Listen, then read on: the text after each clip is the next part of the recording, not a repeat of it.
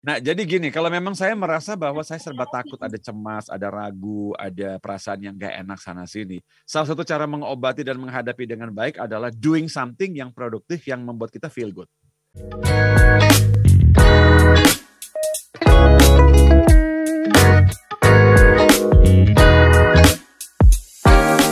Masa-masa seperti ini sepertinya normal ya Pak Hing ya untuk merasakan insecurity, atau mungkin insecurity yang seperti apa sih yang cukup normal menurut versi Pak Hing? Apakah yang sampai kita nggak bisa produktif itu yang dikatakan nggak normal atau seperti apa Pak Hing?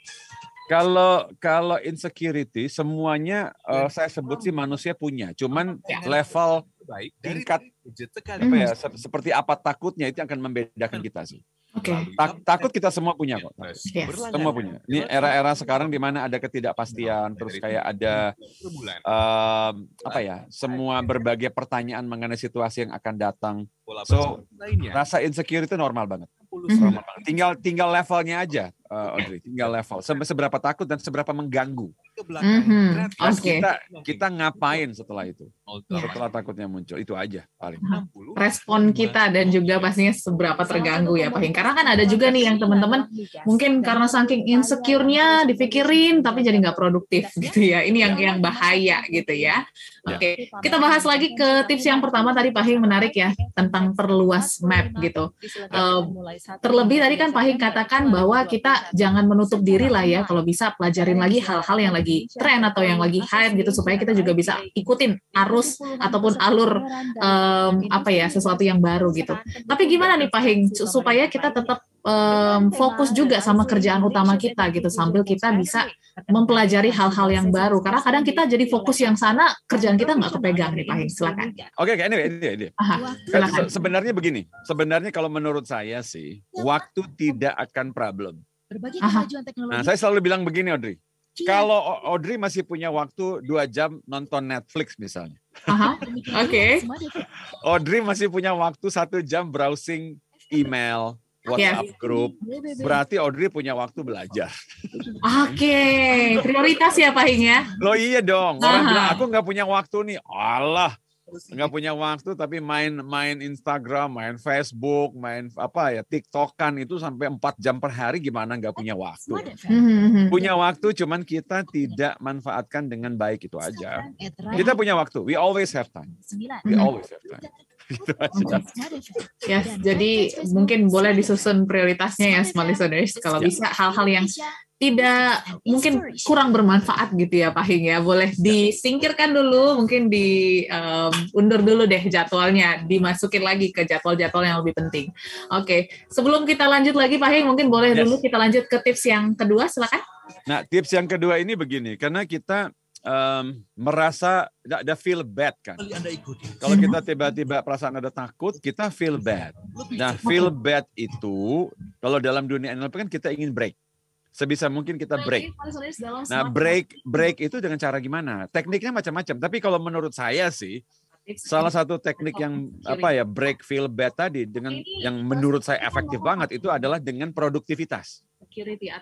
Nah, jadi gini, kalau memang saya merasa bahwa saya serba takut, ada cemas, ada ragu, ada perasaan yang gak enak sana-sini. Salah satu cara mengobati dan menghadapi dengan baik adalah doing something yang produktif yang membuat kita feel good. Dan ini secara gini, orang nanya begini, apakah saya harus menunggu mood saya bagus baru saya produktif? Oh jangan. Gini loh, dengan produktif feeling kita malah good. Kita balikin aja. Saya selalu balikin begini. Kalau saya merasa bahwa feel saya ini sedang merasa tidak enak, obatnya itu adalah dengan doing something yang make us feel good kan? Dengan melakukan aktivitas yang memang menghasilkan sesuatu. Nah, jadi rasa takut kita kalau ada perasaan ragu, ada orang yang continue gitu loh. Malah bermenit-menit kemudian dia akhirnya merasa bad terus moodnya. Karena dia merasa bahwa saya tidak punya perasaan yang enak untuk melakukan hal yang produktif. Padahal perasaan-perasaan yang enak itu justru kita bisa pancing dengan melakukan sesuatu yang produktif. Gitu loh. Nah, fokus, saya sering bilang begini. Kalau saya pribadi, secara strategi saya, kalau ada kecemasan apapun, Audrey, Smart Listener, ada kecemasan apapun, yang saya selalu katakan ke diri saya adalah lakukan apa yang saya bisa lakukan yang di depan saya ini. Oke. Ya, yang di depan saya yang saya bisa lakukan apa? Kalau misalnya ternyata saya bilang ada 10 hal yang saya takuti bakal terjadi minggu depan. Loh, hari ini tidak terjadi kan? Yang hari ini di depan saya apa yang saya bisa jadikan, saya jadikan. Gitu aja dulu. Dan siapa tahu loh. Dengan produktivitas saya hari ini justru menolong quote and quote memberi keamanan saya untuk minggu depan malah kan gitu. Oke. Ya kan, justru kalau saya terlalu panikan mengenai apa yang terjadi bulan depan, 2 bulan lagi job saya aman nggak ya, bisnis saya aman nggak ya, perasaan itu malah akhirnya mensabotase produktivitas saya sekarang yang justru akan mempercepat saya dipecat. Oke.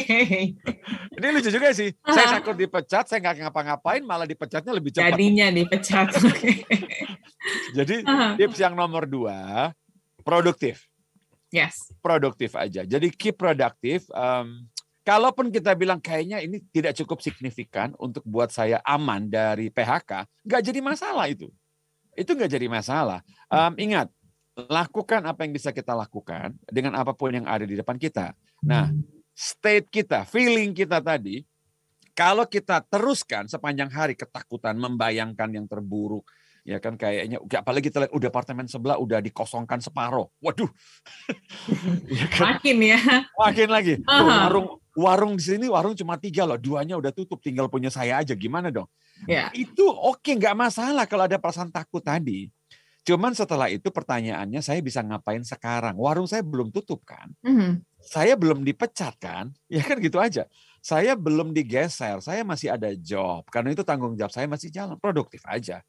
Produktif aja. Malah ada yang bilang begini, tapi Pak, selama 1 bulan PPKM ini saya nggak dikasih job loh Pak. Apakah itu tanda-tanda? Nggak jadi masalah. Nggak jadi masalah. Kalau saya nggak dikasih job, kerjakan sesuatu yang produktif aja pokoknya. Do something yang more, yang tidak ditugaskan. Ya kan, tunjukkan saya ini masih karyawan. Ya. Saya ini masih karyawan, kalau begitu saya masih bisa berkarya. Ingat loh, saya ini namanya karyawan. Karya jadi ya, oke. Masih bisa berkarya aja. Gitu aja. Jadi tips saya nomor 2, feel good. Bikin diri ini feel good dengan do something yang produktif. Hasilkan sesuatu. Kita jadi feel better. Dan besok pagi bangun feel better lagi gitu loh. Ya, karena saya hari ini melakukan yang baik, besok saya bangun pagi dengan fresh. Dengan saya termotivasi besok. Dan karena besok saya melakukan do the best, lusa saya feel better lagi. Itu aja. Jadi rasa yang takut, kita ragu dan lain-lain itu kita break dengan feel good karena produktif. Itu. Ya, oke.